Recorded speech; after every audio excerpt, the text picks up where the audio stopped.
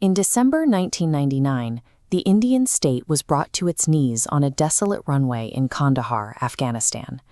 Indian Airlines Flight IC-814 sat surrounded by Taliban fighters, while negotiators in Delhi struggled to find a way to save the 176 passengers trapped inside. Among the negotiators on the ground was intelligence officer Ajit Doval.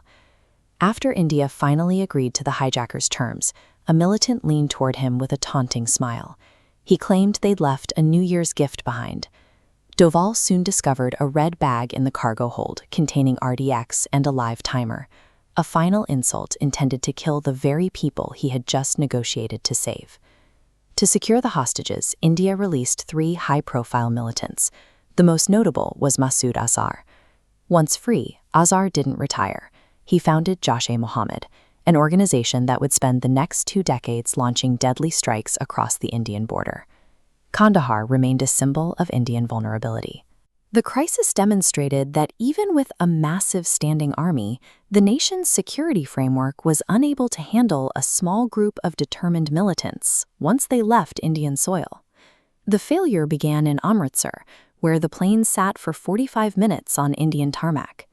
While hijackers waited for fuel, officials in Delhi were trapped in a cycle of bureaucratic indecision, fearing the political fallout of a botched rescue. By the time they tried to block the runway with a fuel truck, the driver's hesitation tipped off the hijackers, who murdered a passenger and forced the pilot to take off. When the plane reached Dubai, India's elite 52 Special Action Group was ready to strike. These commandos are trained to neutralize terrorists in confined spaces within seconds. However, the UAE government refused to allow a foreign military operation on their land. India's most lethal units remained on their transport planes, unable to act without a diplomatic green light that never came. This period established what became known as the dossier era. For years, India's primary response to terrorism was to gather evidence, document the culprits, and present the findings to the international community in hopes of a diplomatic solution. The old doctrine prioritized international permission and internal protocol over immediate results. It effectively signaled to militants that if they could reach a sympathetic or neutral border, they were beyond the reach of Indian justice. In 2014, the leadership of India's National Security Council passed to the man who had been on that runway in Kandahar, Ajit Doval. He moved into the South Bloc with a clear memory of the 1999 surrender and a mandate to change how India responded to threats.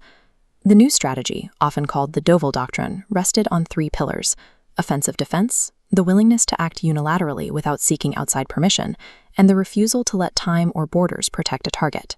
India began to move away from public protests and towards silent, shadow operations. Instead of waiting for Pakistan to acknowledge the presence of the IC-814 hijackers, Indian intelligence began a quiet search for the men who had been living under state protection for over 20 years. This policy change meant that the passage of time was no longer a shield. If an individual had shed Indian blood, they remained an active target, regardless of how many decades had passed or names they had changed. Instead of looking for individuals, Indian intelligence used network mapping, monitoring the footprint of the Jaish-e-Mohammed syndicate. Analysts noticed a pattern. Top-tier commanders frequently visited a small Karachi business called Crescent Furniture. It wasn't a training camp, but a simple shop run by Javed Akhund. Undercover assets obtained photos of the shopkeeper. When these images were compared to the 23-year-old sketches and witness descriptions from the IC-814 hijacking, the match was undeniable. Javed Akhund was actually Zahoor Mistry, the hijacker who had killed Rupin Katyal. Mistry had become comfortable. He believed that after 2 decades, India had forgotten his face. He sat in his shop daily, often alone and entirely without the security detail usually afforded to high-ranking militants. By focusing on the movements of the terror network rather than the man himself, intelligence officers successfully turned Mistry's own colleagues into the trail that led to his front door. On March 1, 2022, the busy streets of Karachi's Akhtar colony looked like any other day. Inside his furniture shop, Zahoor Mistry sat behind his desk, unaware that his 23-year-old run was about to end. 2 men on a motorcycle pulled up to the shop.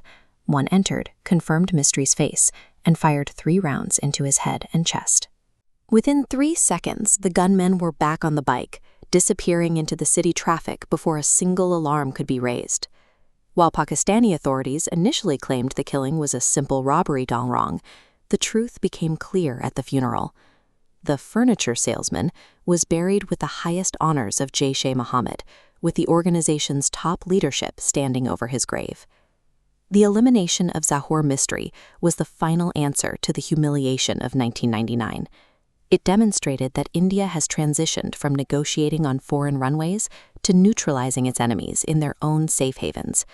For the architects of the Kandahar hijacking, the dossier era is officially over.